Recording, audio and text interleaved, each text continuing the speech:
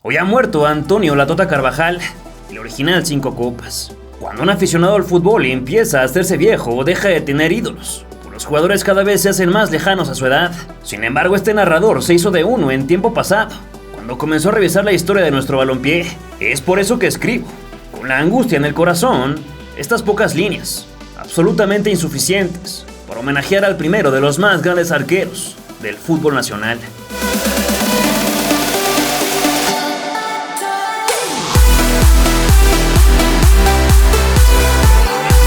El portero nació en 1929 y, como casi todos nosotros, empezó a patear pelotas de papel hasta que la vida lo llevó al Real España, después de que alguien lo viera atrapar un balón de americano. En su primera jugada como profesional falló, pero el capitán Ladiada lo miró y le dijo que se levantara, que tenía que recuperarse si quería ser un grande. Jugando sin guantes, atajando esas duras bolas de cuero, brilló bajo los 3 palos y se ganó a pulso un lugar en los Juegos Olímpicos de 1948 y en la Copa del Mundo de 1950. Frente a 200,000 personas tuvo su debut mundialista en la mismísima inauguración del Estadio Maracaná, deteniendo lo más posible contra un Brasil inapelable. El cigarro y la botella le acompañaron junto a sus coequiperos de selección, que no entendieron de qué se trataba el deporte y terminaron acribillados por Yugoslavia, además de perder con Suiza. Sin embargo, la prensa internacional estaba de acuerdo en una cosa: el mejor mexicano se apellidaba Carvajal. Para el 54 solo jugó uno de los 2 partidos, sufriendo el gol de Vincent y el autogol de Cárdenas, que todavía le reclamó, pero los granates respondieron con un empate de garra. Tristemente, el árbitro español Asensi pitó un penal discutido en los últimos minutos, y la Tota nada pudo hacer para contener.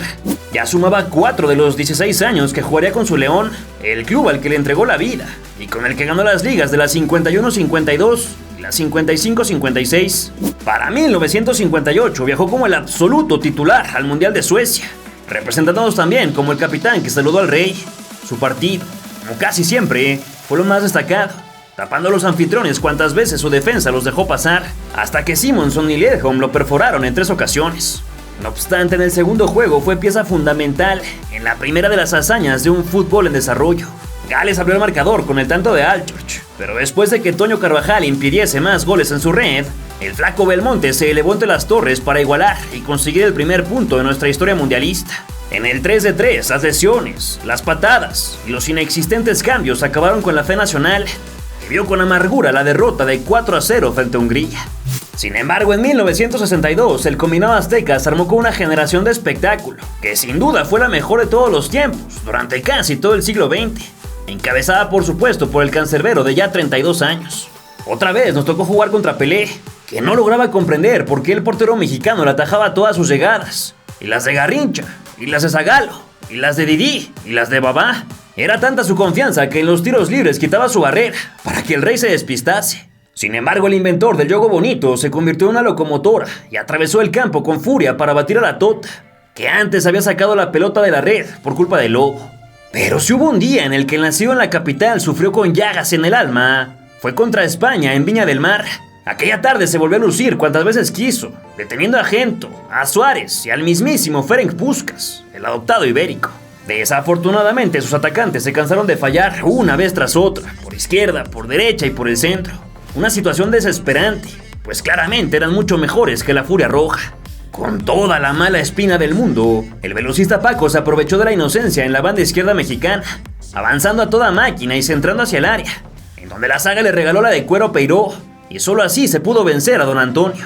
Encabronado se revolcó en el césped, sabedor de que había perdido un partido que merecía ganar 100 veces, llorando de rabia por no haber nacido en la época correcta. Pocos días después jugó su penúltimo encuentro de mundial, justo en la fecha de su cumpleaños número 33, que le festejaron los checoslovacos con un gran ramo de flores. Esa tarde el pueblo chileno le aplaudió hasta la sombra, la respiración y el parpadeo. Y como si su vida fuera una tragicomedia, recibió el gol más rápido de toda la historia escrita hasta ese momento. Sorpresivo, pero no tanto, considerando lo que México había sido en sus 5 participaciones.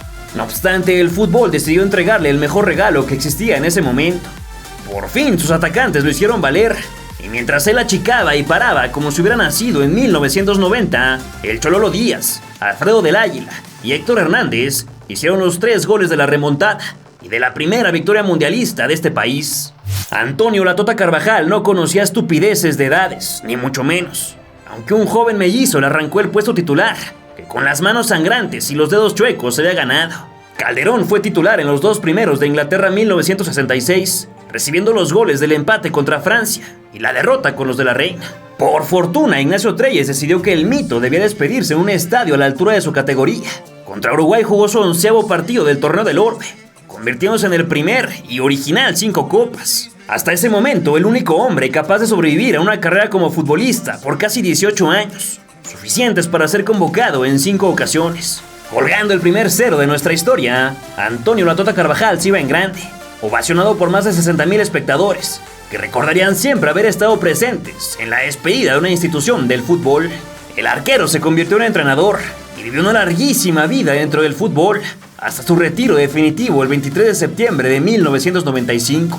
A partir de entonces disfrutó de la ciudad de León, trabajando tranquilo en el negocio que le dio de comer cuando el fútbol no quería, la vidriería que cerró hasta el maldito 2020. Tristemente, la muerte nunca perdona, y después de algunos días con mala salud, falleció este 9 de mayo de 2023 a los 93 años cumplidos. En este canal estamos muy tristes, agüitados por esta noticia. Sin embargo, deseamos que todas las generaciones, las pasadas, las presentes y las futuras, recuerden eternamente a la primera estrella que nos puso en el plano internacional y que lo tengan en un pedestal junto a nuestros más importantes futbolistas.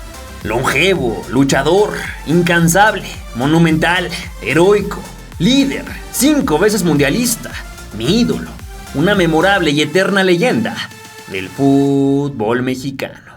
Bolita muy bonita y la atrapada de don Antonio Carvajal. Es un arquero extraordinario, amigos, no vale darle vueltas. Usted vio cómo se estiró, parecía de chicle, parecía de goma. Se estiró y sacó la bola justo del ángulo. Más cuidado, va a disparar. Carvajal, amigos nuestros. Esto no es un guardameta, esto es un prodigio del fútbol.